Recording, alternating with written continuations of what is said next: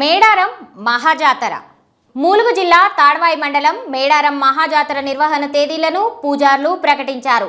ఈ ఏడాది ఫిబ్రవరి 21 నుంచి 24 వరకు మహాజాతర జరగనుంది. బుధవారం రోజున కన్నెపల్లి నుంచి సారలమ్మ, కొత్తగూడెం మండలం పునుగుండ్ల నుంచి పగిడిద్దరాజు, ఏటూరు నాగారం మండలం కొండాయి నుంచి గోవిందరాజును గద్దెకు తీసుకువస్తారు. ముగ్గురు బుధవారం రాత్రి 7 గంటల ప్రాంతంలో గద్దెలపై కొలువుదీరుతారు. ఇక గురువారం రోజున చిలకలగుట్ట నుంచి సమ్మక్క దేవతను గద్దె మీదకు తీసుకువస్తారు. ఇక శుక్రవారం రోజున భక్తులు మొక్కులు తీర్చుకుంటారు. ఈ రోజు మొత్తం సమ్మక్క, సారలమ్మ, వనదేవతలతో పాటు పగిడిద్దరాజు, గోవిందరాజులు గద్దెలపై ఉండి భక్తులతో పూజలు అందుకుంటారు. శనివారం రోజున దేవతలు వనప్రవేశంతో మేడారం మహాజాతర ముగుస్తుంది.